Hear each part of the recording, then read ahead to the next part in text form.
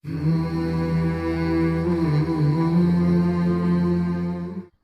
باللہ من الشیطان الرجیم بسم اللہ الرحمن الرحیم ان الذين آمنوا والذين هادوا والنصارى والصابئين من آمن بالله واليوم الآخر وعمل صالحا فلهم أجرهم عند ربهم ولا خوف عليهم ولا هم يحزنون ان الذين بے شک جو لوگ آمنو ایمان لائے والذین اور جو لوگ ہادو یہودی کہلائے والنصارى اور نصرانی والصابئین اور صابی لا مذہب من آمنا جو ایمان لایا باللہ اللہ پر والیوم الآخری اور آخرت کے دن کے اوپر وعمل صالحا اور نیک عمل کیا فلہم پس ان کے لیے اجرہم ان کا اجر عند ربہم ان کے رب کے ہاں ہے ولا خوف اور کوئی خوف نہیں علیہم ان پر ولا ہم اور نہ وہ یحزنون وہ غمزدہ ہیں۔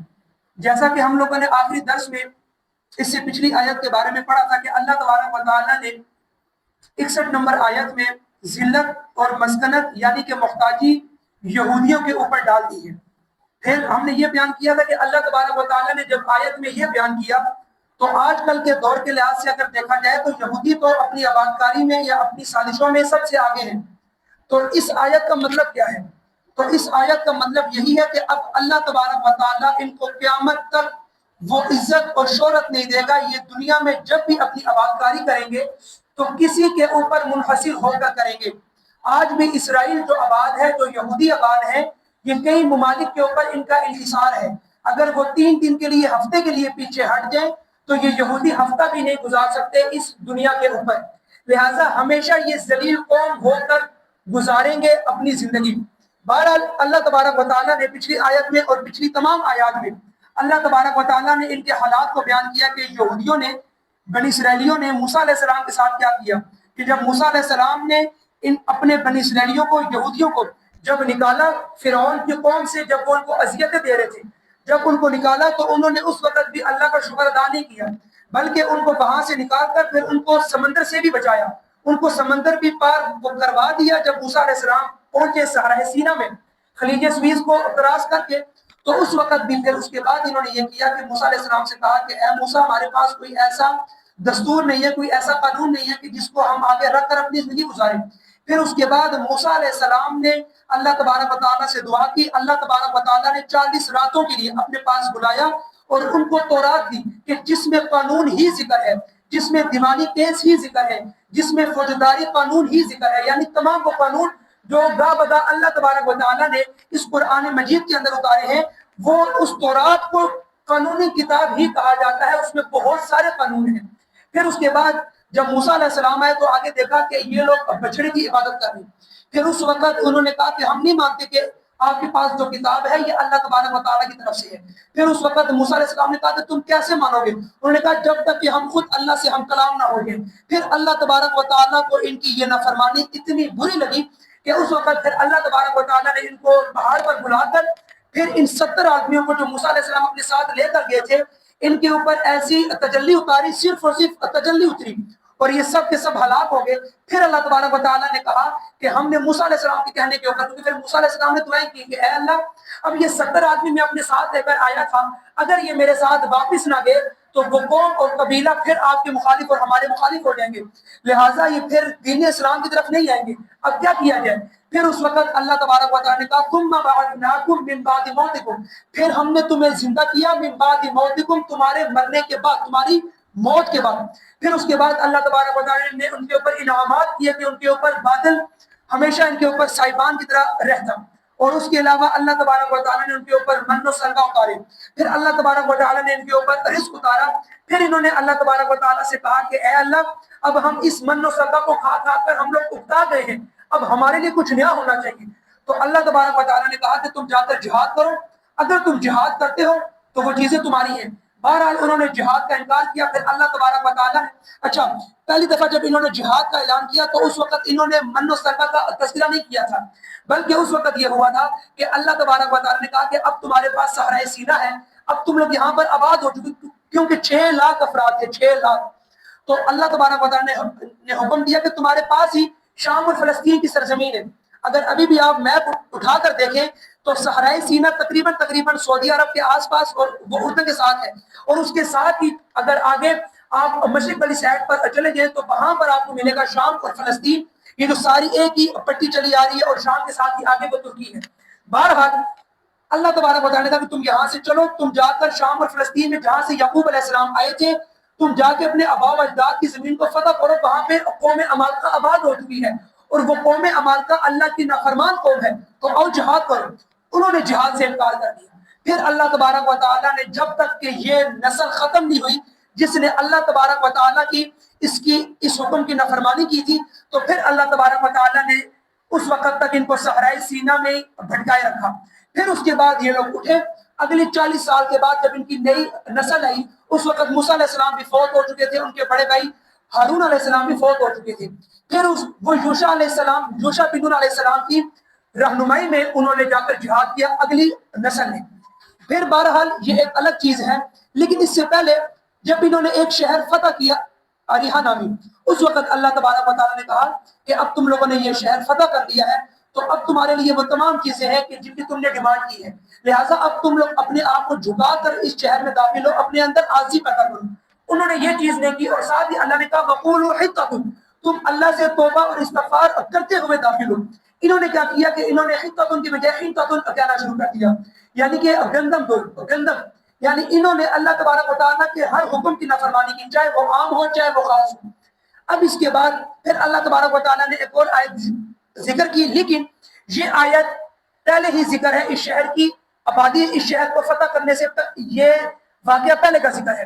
اور یہ واقعہ کیا تھا کہ موسیٰ علیہ السلام جب زندہ تھے تو انہوں نے اس وقت کہا کہ اے موسیٰ اپنے رب سے دعا کرو کہ وہ ہمارے لیے پانی برسائے، ہمارے اوپر پانی کی بہت تنگی ہے، لہٰذا اللہ تبارک و تعالیٰ بھی ایسا انتظام کرے کہ ہم 6 لاکھ افراد ہیں، ہمارے لیے پانی کی قلت ہے، ہم لوگ صحرا میں رہتے ہیں.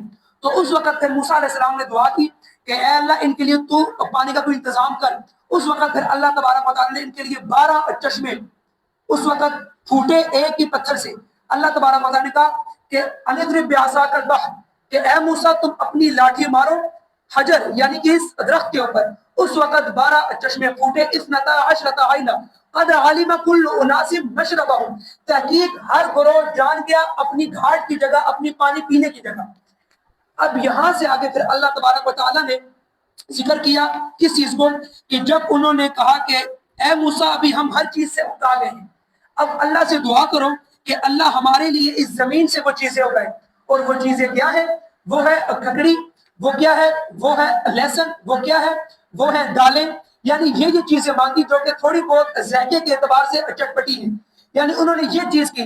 اس وقت موسیٰ علیہ السلام نے کہا قال اتستبدلون الذی هو ادنی بالذی هو خیر، یعنی تم اس چیز کو مانگتے ہو جو کہ ادنا ہے اس چیز سے کہ جو کہ تمہیں ملی ہوئی ہے، تمہیں بغیر کسی محنت کے تمہیں پروٹین بھی حاصل ہو رہا ہے، تمہیں کاربوہائیڈریٹ بھی تمہیں اللہ تبارک و تعالیٰ دے رہے ہیں، تم لوگ پھر بھی یہ چیزیں مانگ رہے ہو. پھر اس وقت اللہ تبارک و تعالیٰ نے کہا کہ ٹھیک ہے اگر تمہیں یہ چیزیں چاہیے اہبطوا مصر، داخل ہو جاؤ ایسے شہر میں، فإن لکم ما سألتم، پس بے شک تمہارے لیے ہر وہ چیز ہوگی جو تم اس کا سوال کرتے ہو. یعنی تمہارے پاس ہی شام اور فلسطین ہے، تم اس کو فتح کرو تو تمہیں ہر وہ چیز مل جائے گی، یعنی جو تم مانگتے ہو، سبزیاں دالیں جو بھی تمہیں چاہیے تمہیں مل جائے گی. انہوں نے جہاد کا انکار کر دیا. اس وقت اللہ تبارک و تعالیٰ نے کہا وَضُرِبَتْ عَلَيْهِمُ الذِّلَّةُ وَالْمَسْكَنَةُ، کہ تمہارا مقدر بن چکی ہے تمہارے اوپر ذلت اور مسکنت. یعنی مسکنت کا معنی میں نے آپ کو بتایا تھا محتاجی، یعنی اب تم لوگ محتاجی اور ذلت تمہارے اوپر مسلط ہوگی. پھر اس کے بعد اللہ تبارک و تعالیٰ نے ان کا ایک اور برا فعل ذکر کیا، وہ یہ کہ وہ میری آیات کا تو انکار وہ کرتے ہیں یہودی، لیکن ساتھ ساتھ وہ انبیاء کو بھی بغیر حق کے وہ قتل کرتے ہیں. بہرحال یہ بڑے ہی نافرمان اور حد سے تجاوز کرنے والے ہیں. جو آج کا ہمارا درس ہے اور ہمارا نیا رکوع شروع ہو رہا ہے 7واں، تو یہ رکوع ہے کہ یہاں پر اللہ تبارک و تعالیٰ نے اب اس آیت سے پیچھے میں نے آپ کے سامنے ذکر کر دیا کہ بنی اسرائیلیوں کی جو بری عادات تھی اللہ نے ان کو ذکر کیا. اب اس آیت کے بعد پھر اللہ تبارک و تعالیٰ ان کی بری عادات کا ذکر کر رہے ہیں.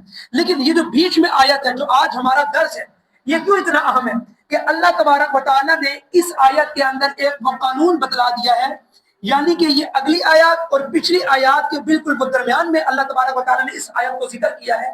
اور اللہ تبارک و تعالیٰ کہتے ہیں کہ مجھے ایمان والے، مجھے یہودی، نصارہ، صابی، مجوسی، مجھے ان سے کوئی سروکار نہیں، جو ایمان لائے گا اللہ پر اور آخرت کے دن کے اوپر اور وہ نیک عمل کرے گا وہ جنت میں جائے گا۔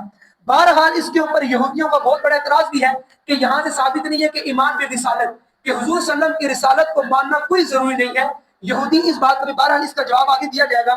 اب یہاں پر اللہ تبارک و تعالیٰ نے ذکر کیا ان الذین، بے شک جو لوگ، آمنو، ایمان لائے، ایمان لائے۔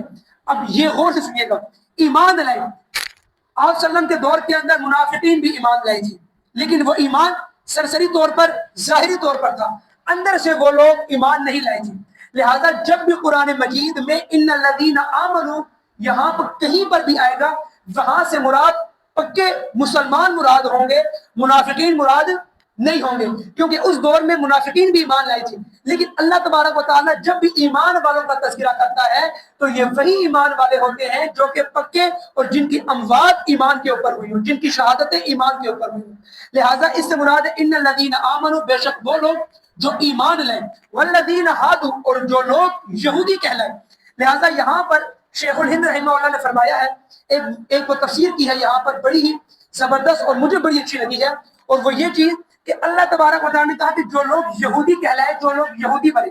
لہٰذا یہاں پر ان یہودیوں کی بات ہو رہی ہے جو کہ نبی کریم صلی اللہ علیہ وسلم جب مدینہ میں آئے تو ان کے ارد گرد جو قبائل تھے وہ پکے اور پہلے کے وہ یہودی نہیں تھے، بلکہ کچھ یہودی یہاں پر آئے تھے کئی سو سال پہلے، اور یہاں پر وہ آ کر انہوں نے آبادکاری کی تھی۔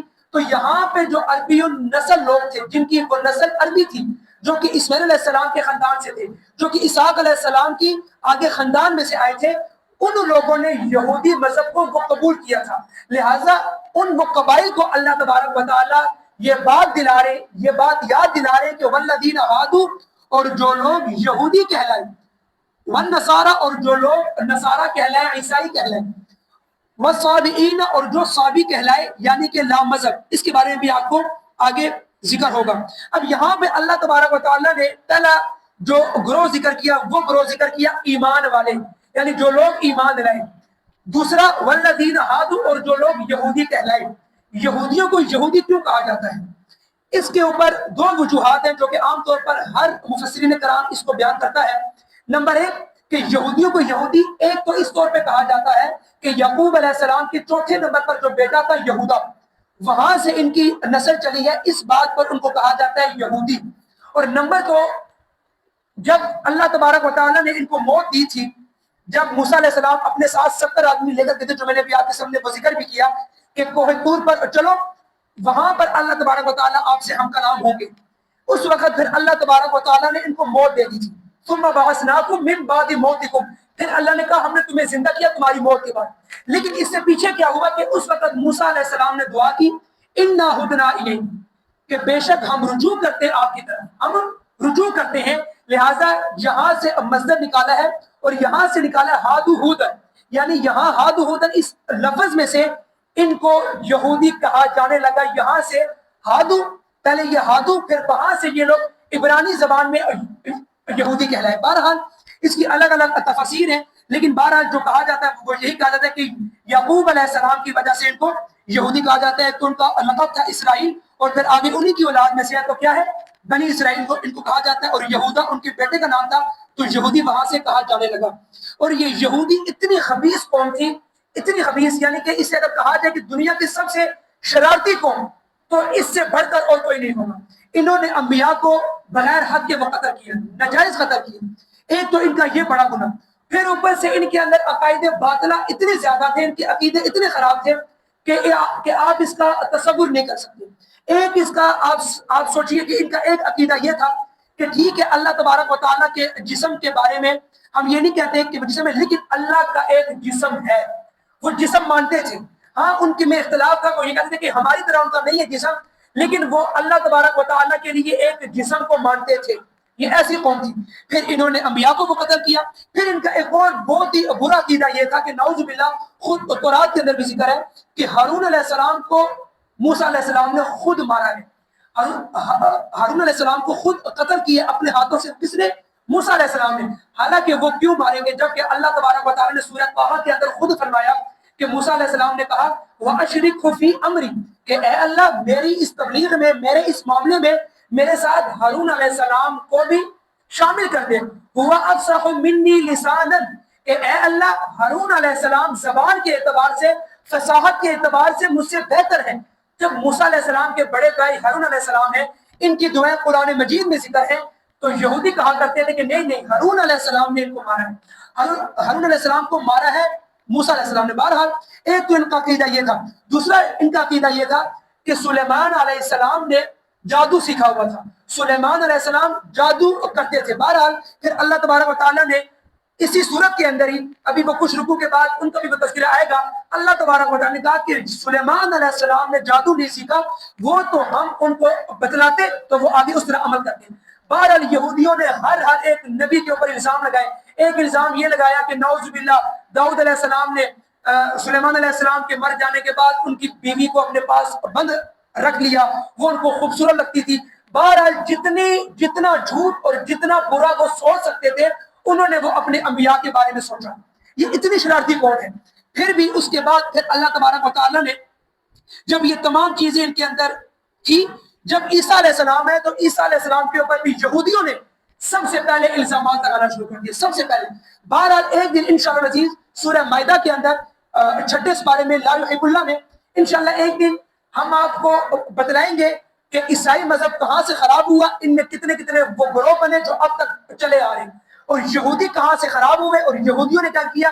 انشاءاللہ یہ جو آگے ایک آیت ہے کہ ان اللہ ثالث ثلاثہ، اس وقت تفسیر کے اندر آپ کو ہر چیز بتائی جائے گی کہ عیسائیوں کے عقیدے کیوں خراب ہیں اتنے اور یہودیوں کے عقیدے کیوں خراب ہیں. بہرحال عیسیٰ علیہ السلام کے عقیدے کو بھی، ان کے جو حواری تھے ان کو بھی انہوں نے مکمل طور پر خراب کیا ان یہودیوں نے. ان یہودیوں نے سب سے پہلے عیسیٰ علیہ السلام کی جو اماں جان تھی مریم علیہ السلام، ان کے اوپر انہوں نے تہمتیں لگائی. انہوں نے کیا کیا نہیں بولا عیسیٰ علیہ السلام کو، ان یہودیوں نے. پھر انہوں نے عیسیٰ علیہ السلام کے اوپر بعض قرآن میں ذکر ہے کہ ان کے منہ پر تھوکنے کی بھی کوشش کی گئی. یہ اتنے سخت مخالف تھے یہودی، اتنے سخت مخالف تھے. بہرحال عیسیٰ علیہ السلام کے بھی مذہب کو انہوں نے مکمل طور پر ناکام کرنے کی کوشش کی. اور پولس نامی یہ پہلا انسان تھا، پولس نامی، جس نے سب سے پہلے عیسائیوں کا عقیدہ خراب کیا، جس نے سب سے پہلے 3 عقیدے بیان کیے عیسائیوں کے. ایک یہ کہ عیسیٰ علیہ السلام خود نعوذ باللہ اللہ ہے، خود نعوذ باللہ اللہ ہے. نمبر 2 کہ عیسیٰ علیہ السلام اللہ کے بیٹے ہیں، ابن اللہ ہے. کون ہے؟ ابن اللہ ہے. اور نمبر 3 کہ اللہ تبارک و تعالیٰ اس میں حلول کر گئے ہیں عیسیٰ علیہ السلام میں، جو کہ عقیدہ تھا یہودیوں کا، یہودیوں سے ملتا جلتا عقیدہ ان کا تھا. بہرحال یہ انہوں نے بڑی کوشش کی عیسائی مذہب کو خراب کرنے کے لیے یہودیوں نے. نمبر 3 جو ہے چیز اس کے اندر، انہوں نے اسی طرح عقیدہ خراب کیا جس طرح عمر بن لحی نامی ایک شخص تھا جس نے ابراہیم علیہ السلام کی شریعت کو خراب کیا اور ان کو مکمل طور پر ناکام کیا عرب کے اندر. حالانکہ نبی کریم صلی اللہ علیہ وسلم سے 450-500 سال پہلے عرب کے اندر بت پرستی نہیں تھی، بلکہ ابراہیم علیہ السلام ہی کا دین فالو کیا جاتا تھا مکمل طور پر. یہ پہلا شخص تھا عمر بن لحی جس نے بت پرستی کا وہاں پر رواج قائم کیا اور وہاں پر تمام عربوں کو اس چیز کے اوپر لگایا.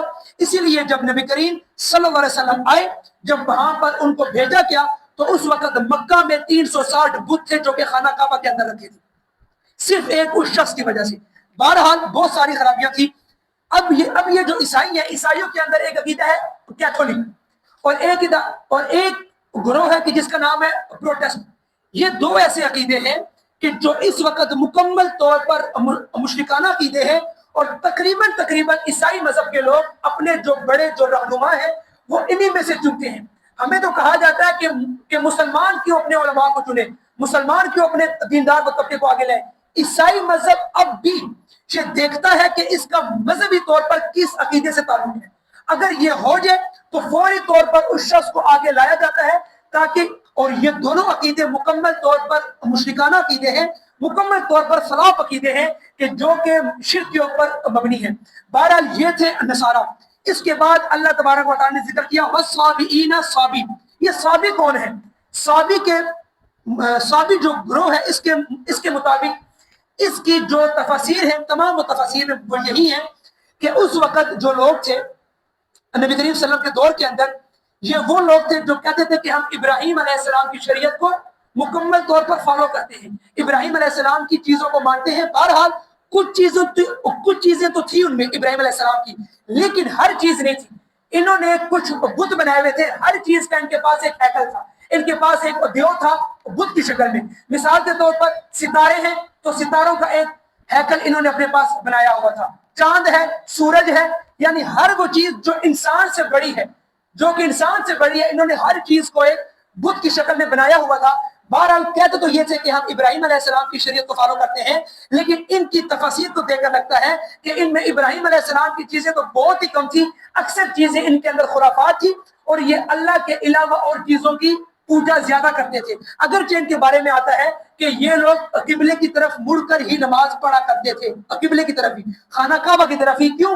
کیونکہ خانہ کعبہ ابراہیم علیہ السلام اور اسماعیل علیہ السلام نے بنایا ہے، لہذا صوابی جو لوگ تھے یہ کہا کرتے تھے، لیکن ان کے بارے میں عام طور پر کہا جاتا ہے کہ یہ لا مذہب لوگ ہیں، لا مذہب، کیونکہ ان میں بہت کم چیزیں ایسی تھی، اکثر وہ چیزیں تھیں کہ جو کہ اسلام کے اندر ناجائز ہیں، اور جو چیزیں اگر وہ کوئی بھی شخص قبول کر لے تو کیا ہوتا ہے، وہ انسان اسلام میں نہیں رہتا۔ لہذا صوابی لوگ کہا کرتے تھے کہ رسول کوئی نہیں ہے، آج سلم کو نہ مانو، عیسیٰ علیہ السلام کو نہ مانو، ان کو نہ مانو، لہذا ایمان اللہ پر ایمان لاؤ، بس صحیح ہے، آپ کا ایمان مکمل ہے۔ بہرحال اللہ تبارک و تعالیٰ نے انسانوں کو ذکر کیا۔ اب سنیے، ان الذین آمنوا، بے شک جو لوگ ایمان لائے، آپ کے سامنے وہ ذکر ہو گیا اب پہلا گروہ ایمان لائے، جو کہ پکے ایمان لائے، والذین ہادوا، اور جو لوگ یہودی کہلائے، اس کی بھی بنا کے سامنے وہ ذکر کر دیا جو لوگ یہودی ہو گئے، والنصارى، اور نصارہ اور عیسائی، والصابئین، اور صابی، لا مذہب لوگ جن کا کوئی مذہب نہیں ہے، من آمنا، جو ایمان لایا، باللہ، اللہ پر۔ لہٰذا اللہ تبارک و تعالیٰ نے یہاں پر کسی بھی گروہ کا ساتھ نہیں دیا، چاروں وہ گروہ اللہ نے ذکر کیا اور فرمایا کہ مجھے کوئی سروکار نہیں کہ کوئی ایمان والا ہے، کوئی کون ہے، ہاں جو نیک عمال کرے گا، جس کا عقیدہ ٹھیک ہوگا اور نیک عمال کرے گا، لہٰذا اس کا اجر میرے پاس محفوظ ہے۔ لہٰذا اب اللہ نے آگے شرط لگا دی چاروں کے اوپر۔ اب یہ بات تو طے ہے کہ حضور کے آنے کے بعد اب اگر کوئی یہودی رہے گا تو وہ اس آیت کے زمرے میں نہیں آتا، وہ اللہ تبارک و تعالیٰ کے نزدیک وہ پھٹکار اور وہ ذلت ہی اس کا مقدر ہوگی۔ اسی طرح عیسائی ہے، اسی طرح صابی ہے۔ حضور کے آنے کے بعد، اسی لیے حضور صلی اللہ علیہ وسلم کے اوپر جب یہ آیت اتری تو یہی چیز مراد تھی کہ آس پاس کے عیسائی، آس پاس کے مجوسی جو کہ ایران میں آباد تھے، اور آس پاس کے یہودی سارے یہ آیت سن لیں، اور یہ آیت سننے کے بعد حضور کی دعوت کو لے کر اسلام میں داخل ہوں گے۔ اب کوئی آپ کے لیے چھوٹ نہیں ہے، آپ کا وقت ختم ہو گیا، اب آپ نے اللہ کی دعوت کو سننا ہے اور حضور صلی اللہ علیہ وسلم کو ماننا ہے۔ آمنت باللہ و ملائکتہ، اللہ پر ایمان لانا ہے، وہ ملائکتی، اور فرشتوں پر ایمان لاتا ہے، وہ کتبی، اور تمام آسمانی کتابوں پر، وہ رسولہ، اور تمام رسولوں پر، والیوم الآخری، اور آخرت کے دن کے اوپر۔ لہٰذا اب تم لوگوں نے ہر چیز پر ایمان لانا ہے۔ اس کے بعد اللہ تبارک و تعالیٰ نے فرمایا من آمن، جو ایمان لایا اللہ پر، والیوم الآخری، اور آخرت کے دن کے اوپر، وعمل صالحا، اور نیک اعمال کیے، نیک عمل کیا، فلہم، پس ان کے لیے، جنہوں نے یہ ساری چیزیں کی، ایمان بھی لائے اللہ پر، آخرت کے دن کے اوپر، اور نیک اعمال کیے، ان کے لیے اللہ نے کیا رکھا ہے، فلہم، پس ان کے لیے، اجرہم، ان کا اجر، عند ربہم، ان کے رب کے ہاں محفوظ ہے، ان کے رب کے ہاں پکا ہے، اس میں اللہ تبارک و تعالیٰ کبھی کمی کوتاہی نہیں کریں گے، ہاں زیادتی کریں گے لیکن وہ کمی نہیں کریں گے، ان کے رب کے پاس ان کا اجر ہے، ولا خوف، اور کوئی خوف نہیں ہے، عنہم، ان کے اوپر کوئی خوف نہیں ہے، ولا ہم یحزنون، اور نہ وہ غم زدہ ہے۔ یعنی کل قیامت کے دن اللہ تبارک و تعالیٰ نے کئی جگہ پر فرمایا پورے قرآن مجید میں کہ کل قیامت کے دن بعض لوگ ہوں گے جو کہ بالکل ان کے اوپر نہ خوف ہوگا نہ غم ہوگا، یہ وہ لوگ ہوں گے جو ایمان والے ہوں گے۔ لہٰذا ان کے بارے میں بھی فرشتے کہیں گے اس دن کہ آپ کے لیے آج کے دن امن ہی امن ہے، آپ بالکل آرام سے رہیے، آپ کے بارے میں امن ہی امن ہے۔ اور یہ کون لوگ ہوں گے؟ جن کو دائیں ہاتھ پر نام اعمال ملے گا۔ اس دن کی خوشی انسان نہیں ابھی پا سکتا، نہ سوچ سکتا ہے، تو کیسی خوشی ہوگی۔ اور دائیں ہاتھ پہ نام اعمال اسی کو ملیں گے جس کے عقائد تھی اور ساتھ اس نے نیک اعمال کیے اللہ کی بتائے ہوئے راستے کے اوپر۔ لہٰذا یہ چھوٹی اور عارضی زندگی ہے، اس کو اپنے چھوٹے سے فائدے کے لیے خراب مت کیجیے، اپنی ہمیشہ زندگی کے لیے۔ لہٰذا اللہ تبارک و تعالیٰ سے دعا ہے کہ اللہ تبارک و تعالیٰ ہمیں ان تمام چیزوں پر عمل کرنے کی توفیق دے اور ان تمام چیزوں کو سمجھنے کی بھی